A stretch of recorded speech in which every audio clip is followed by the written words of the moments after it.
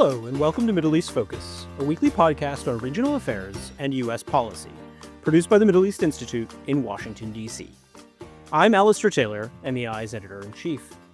And I'm Matthew Czekaj, managing editor at MEI. On this week's episode, we'll be discussing how Africa's largest hydroelectric dam has sparked heightened tensions between Ethiopia, Egypt, and Sudan, prompting Egypt's foreign minister to call the dam, quote, an existential threat.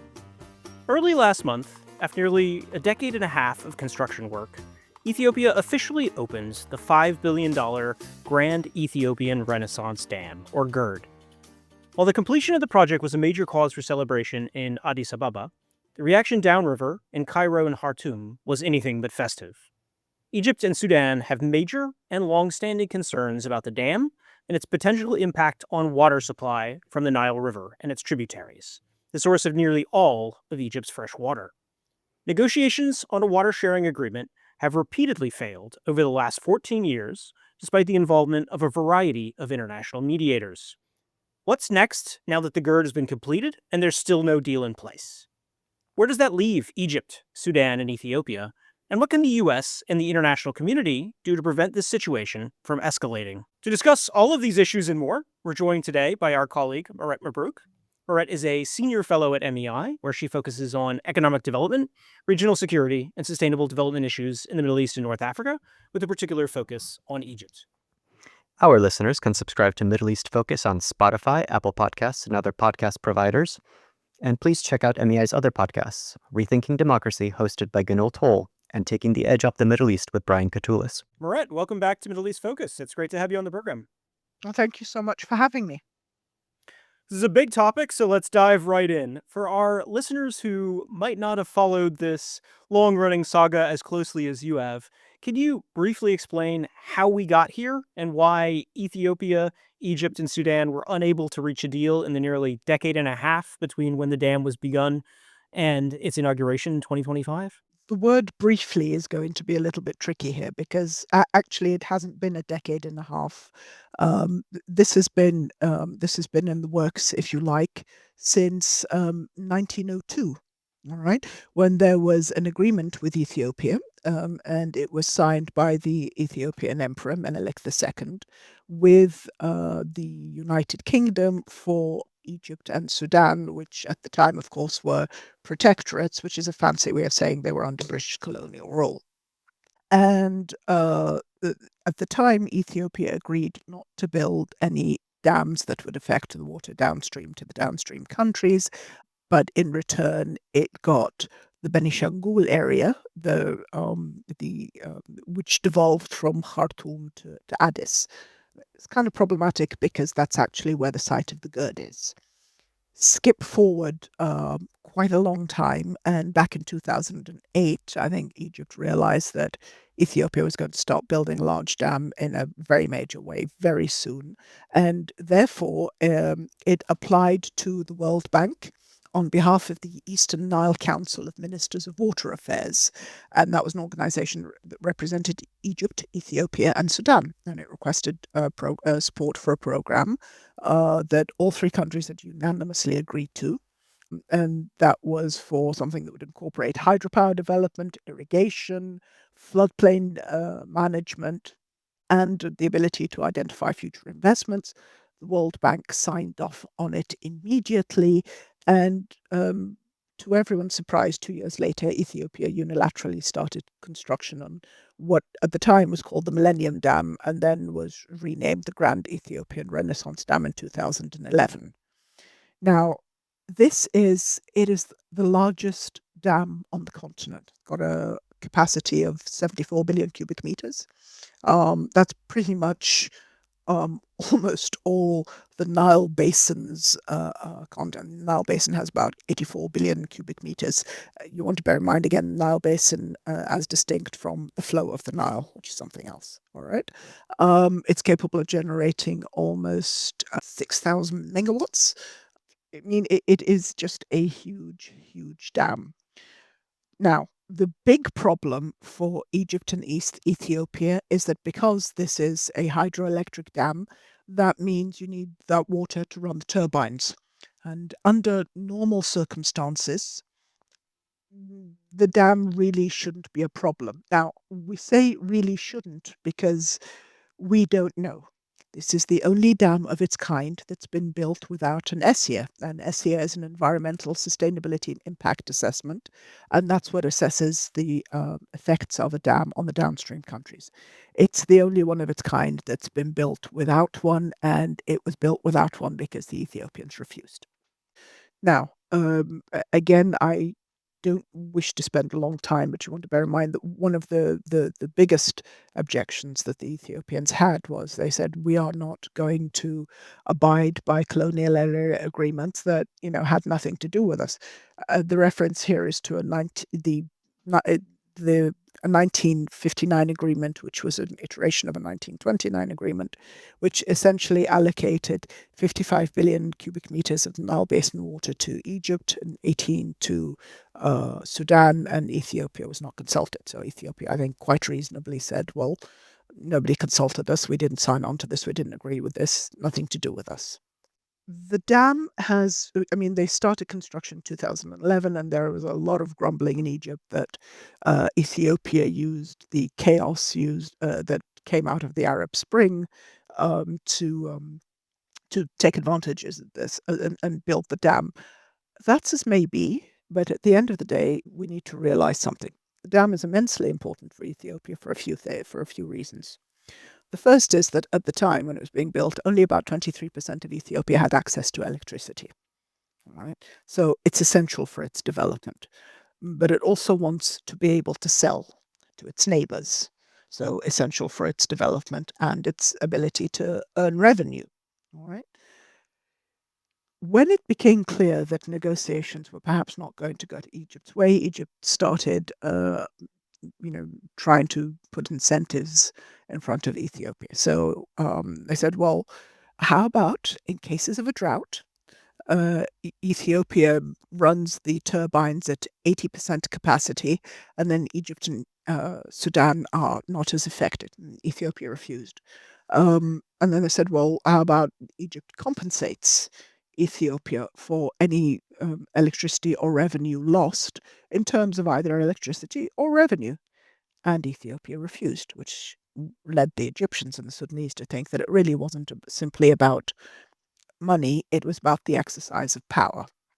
The problem was despite the fact that in 2015 all three countries signed what was called the Declaration of Principles, which essentially said, all three countries will operate on the basis of no harm caused from the use of the Nile. Ethiopia has gone on to interpret that declaration in a different way from Egypt and Sudan. And there was a great deal of mistrust at the time because what Egypt and Sudan have consistently asked for are two things. One, a legally binding operation plan for the dam, which lays out how much water is going to be used in times of drought. Okay. And two, legally binding arbitration, so that if anything happened, Egypt and Sudan could ask for arbitration by an impartial party. And again, Ethiopia refused. That heightened the level of mistrust because when Ethiopia said, "Oh, well, you can trust us to carry this out with no harm to our downstream countries," the problem with that is Ethiopia has already caused enormous harm with its downstream plans. The Great Turkana Lake in Kenya which is a UNESCO heritage site, has been drastically reduced by upstream Ethiopian dams, drastically, and this has a knock-on effect. The water had dried up, there was less fishing, it became less saline, animals were dying, and you had conflict between Kenyan and Ethiopian tribesmen break out. And of course, in Somalia, the Juba and Shebeli rivers, which are the sole source of irrigation for the Somali lowlands, are pretty much dried up because of Ethiopian dams. So the situation was not one where any of the three parties felt that they could simply all trust each other. And it led to a spiraling nationalist discourse between all three. You should also point out at this point that people invariably sort of tend to describe it as a conflict between Ethiopia and Egypt, and almost always leave out Sudan, despite the fact Sudan is quite literally right in the middle. Sudan's concerns about the Nile, about the dam, are not quite Egypt's concerns, and that's been a problem. I mean, Sudan has more water. Egypt is 97% desert, and Sudan is 50% desert. And I think I hadn't pointed out before, but in Egypt's case, 95% of its water comes from the Nile. All right, and that's not 95% for jacuzzis and stuff. It is 95% for everything, for water, for irrigation, for factories, and irrigation is important because Egypt, oddly enough, remains, even with 97% desert, remains remains a largely agrarian society. About 30% of all of Egypt is directly involved in agriculture. And if you take the indirect, if you have a factory that makes ketchup, or if you have a truck company that transport fruit, then that figure rises to 60%. So it is a matter of massive concern for all of them. Thanks for that great introduction to this very thorny topic. I wanted to drill down on what the stakes are for the main players here. Starting with Addis Ababa, Ethiopia. How does the dam fit into the government's efforts to develop the domestic economy and expand Ethiopia's regional influence? You've already talked a little bit about how it's a key source of energy for the country, but what else is going through the minds of the government in terms of the calculations here? So the dam is actually more than a dam for Ethiopians. You want to bear in mind that this dam was built almost entirely with Ethiopian money, whether it was taxes, whether it was donations. The money for the dam, and this is just for the dam, by the way, not for the infrastructure or the rollout, which has other people chunking in money. But the dam itself was built mostly by Ethiopians, and therefore it is a matter of immense national pride. All right, it is actually one of the very few things that all Ethiopians coalesce around. All right. So it is particularly for a nation that has seen as much strife and as much war and conflict as Ethiopia has. Ethiopia is still really in the middle of a civil war, despite the agreements that were signed with the Tigray. There is still an enormous amount of tension. The dam is one thing that most Ethiopians coalesce around. Okay, so that's the one. It's important from the nationalist point of view. It is important from a financial point of view because Ethiopia would like to export electricity, and the provision of hard currency, again, for a country like Ethiopia, which is huge, it's over 100 million people, all right, is extremely important for their economic development. So as far as Ethiopia's economic development, that dam is an almost mythically outsized. All right. So it's impossible to overstate its importance to them. Could Ethiopia use the dam as a tool of leverage in its relations with Sudan and Egypt? I think that there is very little doubt that that is precisely what Ethiopia would like to do. Because we touched on this earlier, but Egypt gave Ethiopia the opportunity to work together constructively on this dam and on its byproducts, in the sense that Ethiopia's electricity grid is nowhere near as advanced as Egypt's. So Egypt told Ethiopia, look, you say that you want to sell this electricity. Well, with the grid that you have, really, you're only going to be able to sell to your direct neighbors who, let's face it, are not particularly big spenders.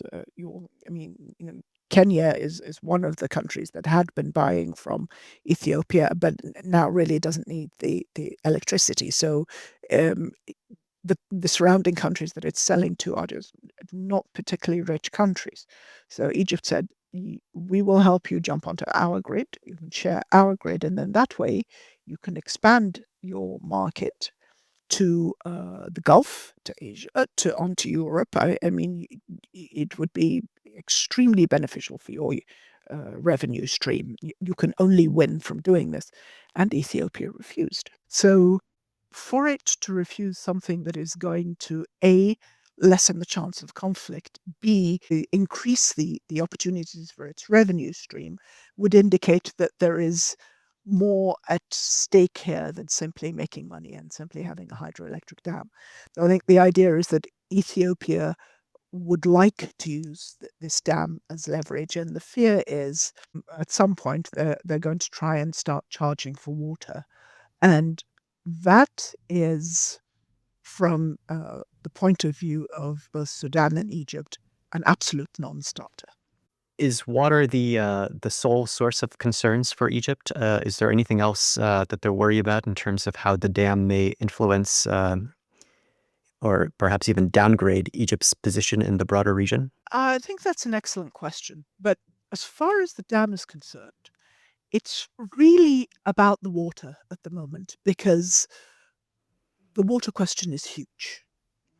This is where Egypt's water comes from. I mean, people will often say, well, Egypt could do better with its water. Egypt needs to find alternative. Egypt has been working extremely hard. Generally speaking, for the dam, it is mostly about the water. The problem is, these three countries are all part of an intricate regional network that has its own relationships and power plays, and the sensitivities between the three countries are likely to set off chain reactions with other countries in the region. That's where the big issue is. It's not that Sudan or Egypt or Ethiopia feel that this issue will weaken them or strengthen them. Well, possibly Ethiopia thinks that it might strengthen, but in Egypt's case, it's not worried that the dam is going to weaken its position. All right, but it is worried that regional conflicts could kick off into a significantly larger problem than merely so far a grumbling disagreement between three countries. Because you want to bear at the moment, there hasn't been an issue, because thank heavens, during the filling of the dam, the rainfall was fairly plentiful, especially in the first year of filling in 2020. It was unusually bountiful. But if there is a drought, Egypt is the most downstream country. There will be nothing to save it. Now, the last time there was a really, really, really dreadful drought, um, that was in the it was in the 90s. Egypt was largely saved by the Aswan Dam, which has a third of the capacity of the GERD. But at the time, Egypt's population was about 48 million. Egypt's currently at about 110 million. So completely different situation. The other issue is, and most people I think don't think about this or don't realize this, if there is a drought, okay, one, droughts usually don't happen over a year. They can take 2 to 3 to 5, they can last up to 7 years. All right. If the water is depleted in these dams, they have to fill up again. And what you're talking about is 2 mega dams that are going to be refilling at the same time, when the top one is using water during the refilling for running for running turbines. It's likely to be a nightmare. So the chances of an aggravated conflict are actually quite high if Egypt feels that Ethiopia is deliberately cutting off water, not just to be able to run electricity, but to use it as a leverage. In that case, you're looking at a casus belli. So the danger of that is actually quite high. And then you might be looking at regional confrontations, particularly when you take into account the relationships that these three countries have with other countries in the region, and the relationships that they are trying to build. Brett, following up on Matt's previous question, what does all of this tell us about the balance of power in northeastern Africa? Does this change things?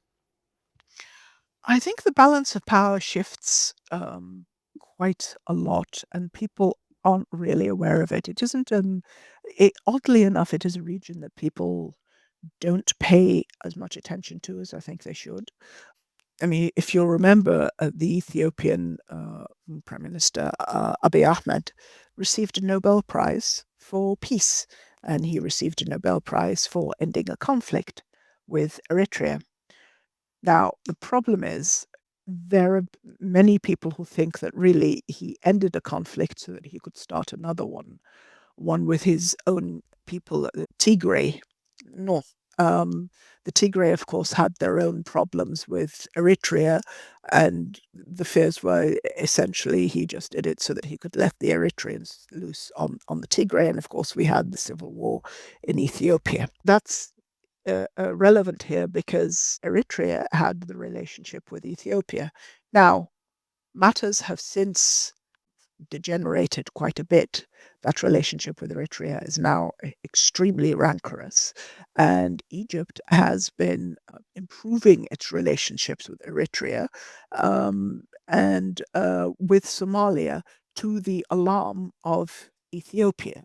So the power balances have been shifting, because you want to remember that Egypt is part of Africa, but I think is so far north that people often forget that it's part of Africa, but it absolutely is. And of course, all of this discussion doesn't take into account Sudan, which is currently undergoing a horrific civil war, and therefore you cannot take for granted which way Sudan will jump in any conflict. So the power, I mean, regional power is in this area rather than the MENA region, okay, but a little further down towards the Horn. The power is shifting on a fairly regular basis, and is shifting quite fast. So I would hate to try and come up with with an equation for it, but yes, absolutely, power is shifting, and nobody really knows where it is going to land at the moment. Mirette, Egypt had previously made a sustained diplomatic push to pursue closer relations with its African neighbors. What's been the outcome of that effort, and can Egypt leverage that, or has that experience informed how Cairo is approaching this particular issue? My own feeling was that Egypt had never paid as much attention to Africa as it should have, which is ridiculous considering that Egypt is an African country. But it must be said that since this current president took over, Abdel Fattah al-Sisi, in 2013, um, as former director of military intelligence, I think he understood precisely how important these relationships are, and he kicked off with a sustained charm offensive up and down the continent, just shuttling back and forth, shuttle diplomacy, shuttle diplomacy. It has paid off. It has absolutely paid off because, in my opinion, Egypt should always have behaved towards Africa the way it behaved towards the Gulf in the 50s and 60s, which is to send people over, send teachers over, help build schools, help build hospitals. Now, Egypt had done that with Africa, but not as much. That has changed a lot. There is increased investment in Africa. There is educational and agricultural and technological outreach. There are dams being built. There are bridges being built. And yes, Egypt has seen the fruit of that. Um, it is also, Egypt is an important part of the African peacekeeping force, and that actually has caused some friction with Ethiopia, who was worried when Egypt said that it would send troops to Somalia, at Somalia's request, because then it would be, directly across the border from Ethiopia. Um, but yes, Egypt is seeing fruit of that outreach. So better late than never. But yes, I would definitely say that relationships have changed for the better. So, Mirette, the last time you were on our podcast, speaking about the GERD issue, the main brunt of the discussion was all about, can there be a water sharing agreement reached before the dam is operational? Well, the dam is now operational. There's still no agreement between the upstream and downstream countries. So with that fait accompli in place, what can Egypt do going forward? I actually think there's very little Egypt could do. That sounds fatalist, but as things stand, Sudan and Egypt really don't have very much leverage at all. What needs to happen is for outside observers to try and put something on the table that all three countries are going to be happy with. Now, the the dam is finished, okay, and it's a fait accompli, and we're done. And what everyone is dreading is what happens if there is a drought. Okay, the problem is if there is a drought and Egypt is deprived of that water, you are looking at conflict. Now, pushing something to that edge and being able to drag it back successfully is the kind of rinksmanship that Iran has often been good at, not always, but often been good at. But we've seen no indication that Ethiopia would be good at that kind of calibration. So there is a great deal of worry there. And another problem has been that all three of these countries are relevant to big players in different ways. So people just didn't want to get in the middle, which I think is a quite extraordinarily short-sighted view, because if you don't want conflict, if you don't want interrupted business in one country, why on earth would you want it in three countries at the same time, which is what is likely to happen. So what you really need is countries that are of interest to Egypt, Ethiopia, and Sudan to put something on the table that would help bring about uh, um, legally binding agreement, because that is really what is that is really what is at stake here, a legally binding agreement, which Egypt and Sudan desperately want, and which Ethiopia is withholding because it can. However, for everyone who is invested in Ethiopia, in Egypt, in Sudan, it is in their interests to try and find a solution to this. And it strikes me as just extraordinary that this is not, this is not blindingly obvious to people. I will say, of course, there were intermediary attempts, notably during President Trump's first administration. There was a deal on the table which ground to a halt at the signing. So that was a huge disappointment. But my my feeling was always that the UAE should be in there, because I mean the UAE has massive interests in all three countries, but is also capable of putting enough incentive, probably financial incentive, on the table to get the Ethiopians to see things differently, or alternatively to withhold investment to a degree to get the Ethiopians to see things differently. All right. Because while everyone has alternatives, really at the end of the day, money talks. But that doesn't mean that other intermediaries would not be welcome. But as with any negotiation, somebody has to get something out of it. It's not enough that it's going to be a lifesaver for Egypt and Sudan. Ethiopia has to get something out of it. So you have to be able to put something on the table for Ethiopia to get them to rethink their stance. My personal feeling would be additional monies and investment, but also something that Ethiopia desperately, desperately, desperately wants, which it doesn't have because it isn't entitled to, and that's Red Sea access. How much of a factor has the Sudanese civil war been here, particularly from Egypt's point of view? How helpful has the alignment between the two been in the negotiations leading up to this point, prior to the war breaking out and Sudan basically falling out of discussions, more or less? Would it be helpful if Sudan and Egypt were much more solidly aligned in their opposition to this in talks with Ethiopia? So again, thank you for that, because people don't pay attention to the Sudanese part of the equation, the 33 and third percent part of the equation.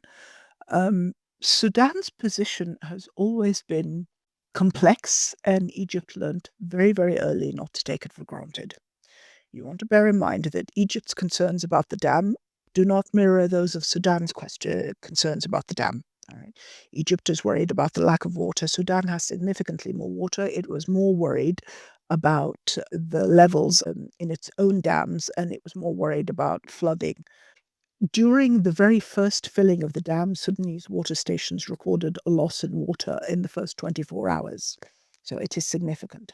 On the other hand, Sudan also stood to benefit from cheaper electricity and better controlled water flows. So not exactly what Egypt is worried about. However, their interests did overlap to a degree that made it possible for them to present a unified front. The civil war has beyond complicated matters, basically because Sudan at the moment has other things on its plate. So it simply hasn't been a reliable partner in any discussions because they have a civil war going on. I mean, that's just the brutal reality of it. However, it must also be said that the Ethiopian position was maximalist to a degree that even with Sudan and Egypt aligned, Ethiopia still managed to hold all the cards. Mirette, you touched on this earlier when you said the way forward is likely for an outside actor to put an agreement on the table. Is there a potential role for the US to get involved once again? And what about alternatives? You'd mentioned the UAE earlier, but who else might be in a position to kind of play that role?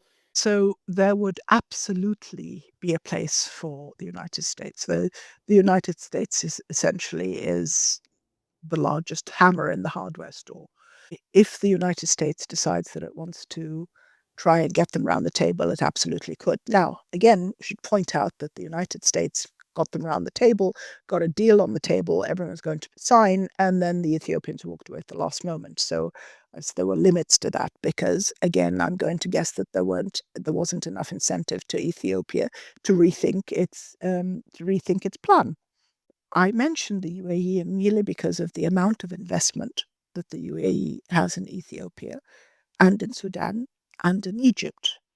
There would be a welcome role for other players. Saudi Arabia is a huge heavy hitter, and you want to bear in mind that all of the Gulf countries, of course, essentially import their food because they have no agriculture to speak of, despite flowery descriptions of Russian wheat and all that. At the end of the day, they they really need to grow their food elsewhere, and Sudan and Ethiopia are prime for that.